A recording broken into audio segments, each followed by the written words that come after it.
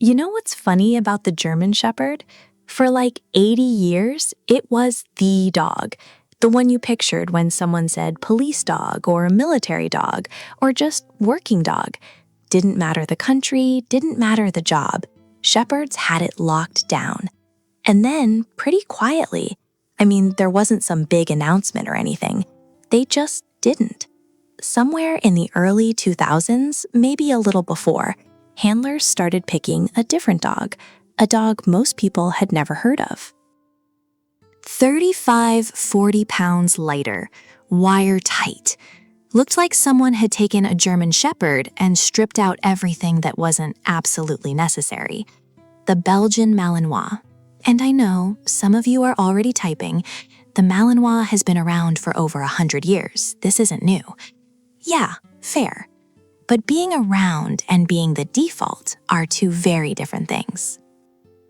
For most of that 100 years, the Malinois was a footnote, a regional herding dog from Belgium that a handful of sport people knew about. It wasn't on posters, it wasn't in movies. Nobody was breeding them in their backyard to sell on Craigslist. Now, they're everywhere. Every police department, every military canine unit, every protection sport trial you go to, Malinois. The dog that killed bin Laden? Malinois. Secret Service? Malinois. Your local SWAT team that's never actually served a real warrant? Probably also a Malinois. So what happened?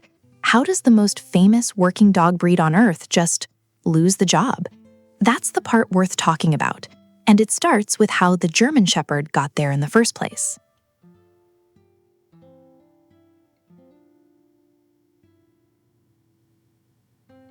A guy named Max von Stephanitz bought a dog at a show in 1899. Dog's name was Horand von Grafroth, which, okay, very German. And Stephanitz basically said, this is it, this is the breed. He wasn't looking for a pretty dog, he wanted a working dog. Smart, trainable, physically tough, and useful. That was the whole point. And for a while, that's exactly what the German Shepherd was. Stephanitz ran the breed club like a quality control department. If a dog couldn't work, it didn't breed. Simple. And it produced something kind of remarkable. A dog that could herd, guard, track, do police work, guide the blind, detect bombs, and still be stable enough to live in a house with kids. That range is nuts when you think about it. No other breed was doing all of that at once. By the mid-20th century, the German Shepherd was basically synonymous with the word dog in a lot of people's minds. Rin Tin Tin, Strongheart, then later the police shows, the war movies, the whole thing. And the military loved them. Both world wars, Korea, Vietnam, Shepherds were there. They were the standard because they earned it. But here's the thing that everybody forgets. That reputation was built by dogs that looked nothing like what most people think of as a German Shepherd today.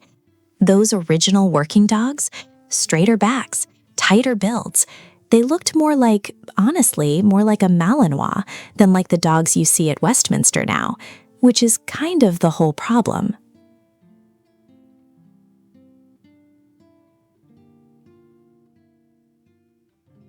The split happened slowly, and then all at once. Show breeders wanted one thing, working breeders wanted another, and the show people won, at least in terms of numbers. You've seen the pictures. That sloped back, the exaggerated rear angulation, dogs that look like they're going downhill while standing on flat ground. That didn't happen by accident. That was selected for. Judges rewarded it, breeders chased it, and over 30-40 years, you ended up with a show-line German Shepherd that looks fundamentally different from the dog Stephanitz bought in 1899. Not a little different, structurally different. And it's not just cosmetic. That's what kills me. Those angulated hind legs, they break down. Hip dysplasia rates in German Shepherds are somewhere around 19-20%, depending on whose numbers you trust. Degenerative myelopathy, elbow dysplasia, these dogs are falling apart at 7-8 years old. working dogs can't afford that. You spend 18 months training a patrol dog, and then its hips give out at 5? That's not a breeding program. That's a money pit. Now look, working line German Shepherds still exist. Czech lines, DDR lines, some of the Belgian and Dutch breeders are doing good work. But the overall breed population got dragged so far toward the show ring that the working line dogs became the exception. The average German Shepherd puppy you find on a breeder's website today is not the dog that built the reputation. And while all that was happening, handlers started looking around, started asking what else is out there, and they found something waiting in Belgium that hadn't been ruined yet.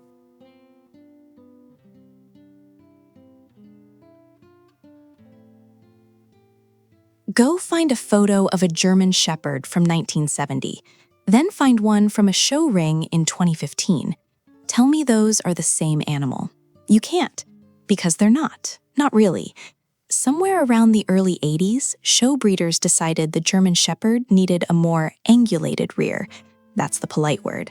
What actually happened is they started breeding dogs that look like they're perpetually sliding off a hill. Hips dropped, back sloped, hind legs bent at angles that make an orthopedic surgeon wince. And the breed clubs rewarded it. Best in show, over and over, for dogs that moved like their back half was apologizing to their front half. And look, this wasn't some fringe thing. This was the standard. The people who were supposed to protect the breed were the ones wrecking it. Judges kept pinning the most extreme dogs. Breeders kept chasing those wins. And within a couple generations, you've got a working breed that can barely work. Hip dysplasia rates went through the roof. Degenerative myelopathy, spinal issues, dogs retiring from police and military service at 4, 5 years old because their bodies just gave out. The working line breeders, to their credit, mostly stayed away from this, but they got drowned out. The show line became the default, became what people picture when you say German Shepherd.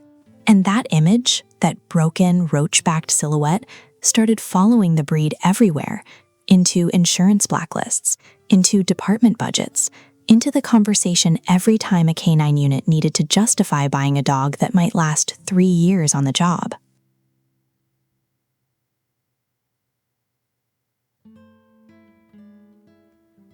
The Malinois is structurally what the German Shepherd used to be: square body, straight back, balanced proportions, nothing exaggerated, nothing for show. They're built like a dog that was never supposed to stand on a podium, just do a job and not break down doing it.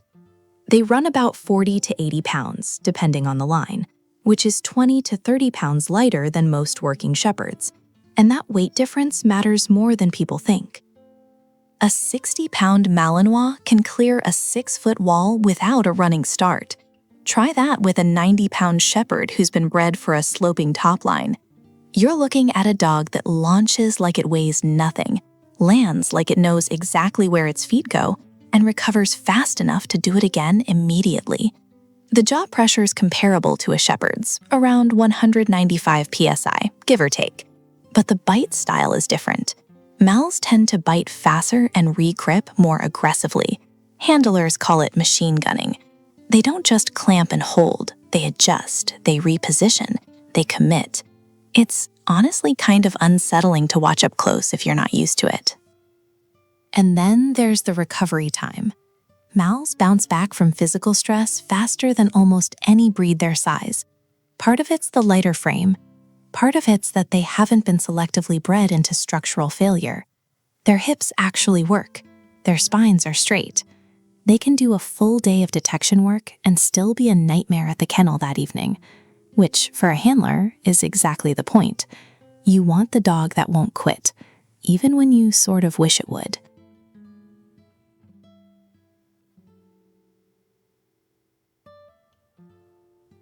A good Malinois doesn't have an off switch. That's the selling point and the warning label, all in one sentence. Their prey drive is, it's borderline absurd. You throw a ball for a lab, and the lab brings it back because it's fun.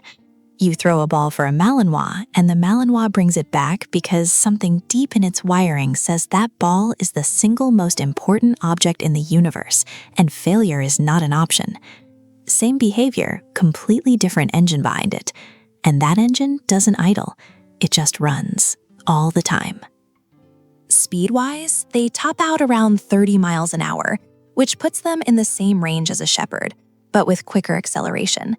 They go from still to full sprint in a way that doesn't really look natural, like someone hit fast forward. And they change direction at speed without that wide looping turn bigger dogs need. Tight, sharp, almost cat-like, which is a weird thing to say about a 60-pound dog with a bite like a staple gun. But the real difference, the thing that made militaries and police departments switch, is the drive. Not just prey drive, work drive. The willingness to do a thing over and over and over again without losing focus or intensity. A Malinois doing scent work at hour 6 looks the same as it did at hour 1. That's not stamina. Well, it is stamina, but it's more than that.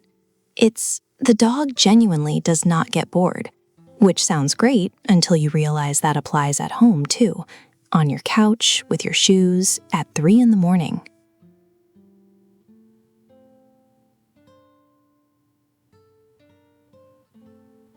Cairo. That's the dog that changed everything. The Belgian Malinois that went on the Bin Laden raid in 2011 with SEAL Team 6. And look, military working dogs had been around forever, but that one mission put the Malinois on the front page of every newspaper in the country. Overnight, everybody wanted one, which we'll get to why that's a problem. But the SEALs didn't pick the Malinois because it looked cool on a helicopter. They picked it because German shepherds started failing the job. And I don't mean that in some diplomatic, both breeds have their strengths kind of way. I mean the dogs were washing out. Too heavy for tandem parachute jumps. Too many hip problems showing up at 3-4 years old. Too slow to recover in hot environments. You're spending $18,000–$20,000 to train a dog, and it's breaking down before its 5th deployment. That's not a breeding problem you can PR your way out of. The Malinois weighed less, 55–60 pounds versus 80+ for a shepherd, and could do things that just weren't physically possible for the bigger dog. Rappel out of helicopters, get carried in a chest rig during a halo jump, sprint in 110-degree heat and not collapse. And they were, I guess the word is, recoverable. You could push them hard, let them rest, and they'd bounce right back. Shepherds didn't do that. Not the ones coming out of modern breeding programs anyway. So the switch wasn't some tactical fashion statement. It was a logistics decision. The Malinois was lighter, lasted longer, and didn't need to be retired at 6 because its back legs gave out.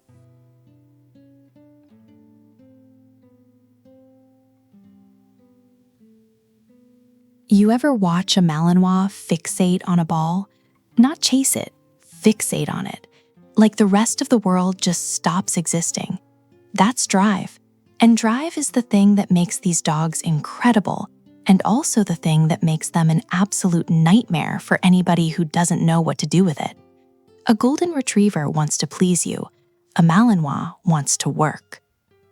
There's a difference. The golden's sitting there going, "Did I do good? Tell me I did good." The Malinois doesn't care if you're happy. It cares that the task exists, and the task is happening, and the task needs to be completed right now.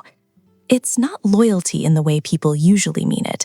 It's more like obsession. Productive obsession if you channel it. Destructive obsession if you don't. And that's the part nobody on TikTok mentions. A Malinois with nothing to do doesn't just get bored. It gets creative. Chewing through drywall creative. Figuring out door handles creative.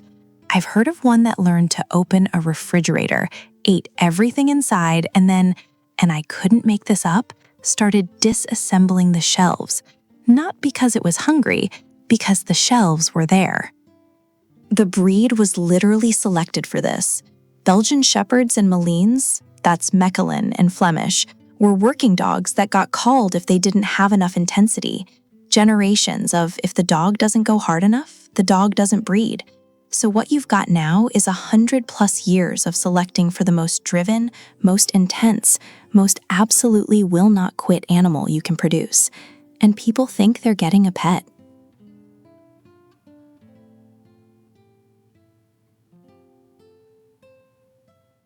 "30 years ago, if you saw a canine unit, it was a German Shepherd.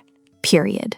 Now, go to any major department's training facility, LA, Chicago, New York, and count the Malinois. You'll run out of fingers. The shift happened quietly at first. A few departments in the late 90s started importing Malinois from Belgium and the Netherlands because the dogs were cheaper. That's it. That was the original reason. A well-bred German Shepherd from a European working line was running $8,000–$10,000. A Malinois from a KNPV program in Holland? $4,000 to $6,000. For a department buying 12 dogs a year, that math matters. But then the dogs showed up and started outperforming. Faster on the track, a Malinois can hit 30 miles an hour, which is just stupid fast for a dog that size. More agile in tight spaces. Better in heat. And the bite, the bite force numbers people throw around online are mostly garbage, but the real difference isn't pounds per square inch, it's commitment. A Malinois bites and does not let go. A Shepherd bites and sometimes reconsiders. Handlers noticed, trainers noticed. The dogs cleared buildings faster, held suspects longer, and recovered quicker between deployments. The health thing sealed it. German Shepherds were averaging maybe 6–7 years of service before the hips or the back started going. Malinois were pushing 9–10. You're talking about 3 extra years of a fully trained patrol dog. In budget terms, that's tens of thousands of dollars per dog in savings. So yeah, it wasn't ideology, it was math, and the math was obvious.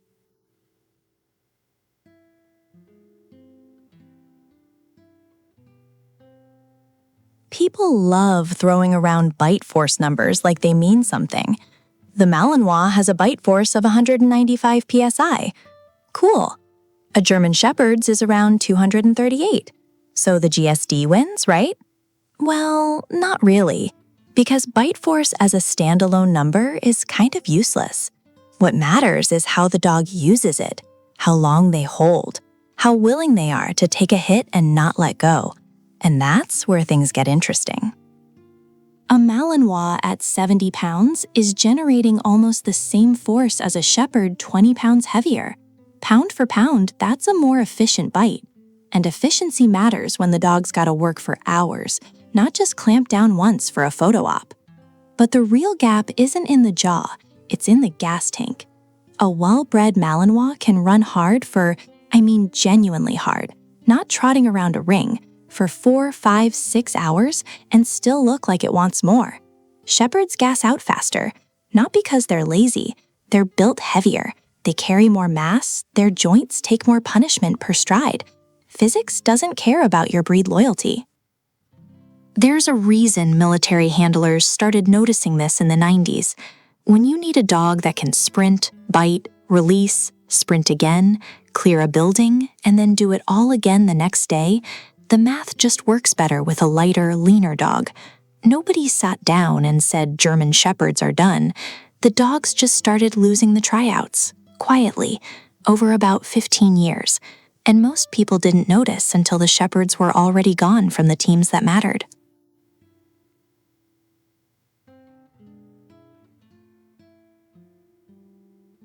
Drive, that's the word. And I know it gets thrown around so loosely now, it barely means anything, but in working dog circles, drive is everything. It's the dog's internal motor, how badly it wants to do the thing. Chase the bite sleeve, find the odor, clear the room, do it again. Not because you asked nicely, because the dog physically cannot stop itself from wanting to. Malinois haben mit in einer Weise das almost ungewohnt zu wachen unlässig. Ein High-Drive Mal, das settelt nicht, doesn't chill, doesn't look at you like, are we done? Es looked at you like, what's next? Und es meant es an einer zellulären Ebene. German Shepherds used to have this, Go watch footage from the 60s and 70s, the old DDR lines, the Czech Border Patrol dogs. Those dogs were wire-tight, intense, kind of scary actually. But then the show ring happened, and breeders started selecting for structure, for that sloped back, for gait, for coat, and drive quietly got bred out. Not all at once, bit by bit, generation by generation, until you've got dogs that look like German Shepherds, but work like, I don't know, golden retrievers in a vest. That's harsh, but it's not wrong. The working lines still exist, sure, good ones, but they're a fraction of the breed now. Meanwhile, every Malinois line, almost everyone, is still a working line because nobody's breeding them to win a beauty contest. Yet, give it 20 years and some AKC attention and watch the same thing happen all over again.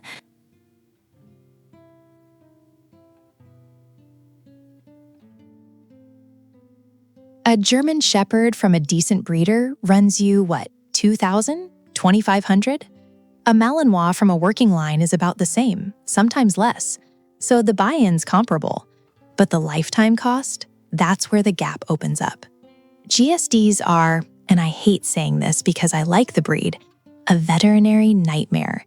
Hip dysplasia, elbow dysplasia, degenerative myelopathy, EPI, bloat, chronic digestive issues, the list keeps going. A well-bred shepherd might dodge most of it. A poorly bred one, you're looking at 5, 6, 7,000 in vet bills before the dog's even 8. And 8 is about when a lot of them start really falling apart. Average lifespan somewhere around 9 to 11 years, and the back end of that range is rough. Malinois live longer, 12 to 14 years typically, and they stay functional longer, which matters more than people think. A 13-year-old Mal is still moving around, still alert, still kind of annoying in the best way. A 13-year-old Shepherd, if they make it there, is often struggling to get up. Health-wise, Mals aren't bulletproof. They get hip issues too, some eye problems, the occasional sensitivity thing, but the breed hasn't been as, I guess the word is degraded. They haven't been pushed through the same genetic bottleneck that showline Shepherds went through. The gene pool's broader. The selection pressure stayed on function, not aesthetics. And that shows up in the vet bills. It just does. So yeah, cheaper to keep healthy, lives longer, breaks down slower. If you're doing the cold math on it, the Malinois wins. Not close.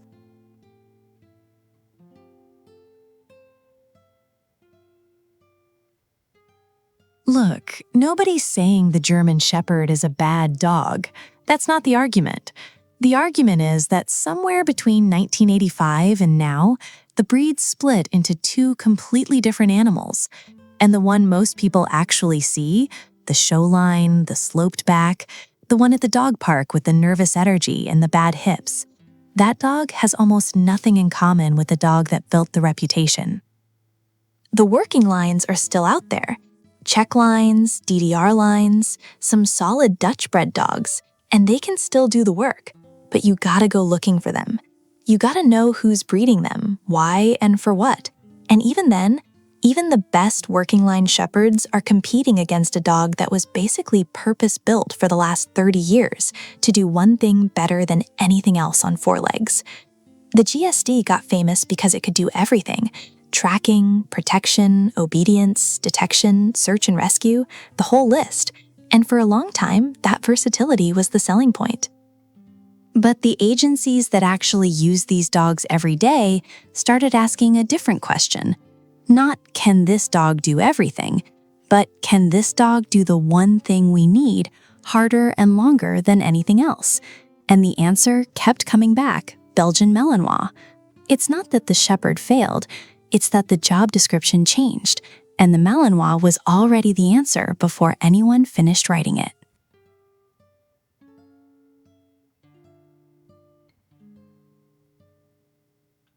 "17 countries use the Malinois as their primary military working dog. 17. And that number has been climbing for about 15 years now. The US Secret Service uses them, SEAL teams use them, French Raid, Belgian DSU, Israeli Special Forces. The MAL is basically the default setting for we need a dog that will not quit. But, and I think this matters, the breed is starting to hit a weird inflection point. Because when demand goes up that fast, breeding gets sloppy. It always does. Happened to the German Shepherd, happened to the Labrador, happened to the Golden Retriever. Every breed that gets popular gets worse. That's kind of a law at this point. And the Malinois isn't immune to it.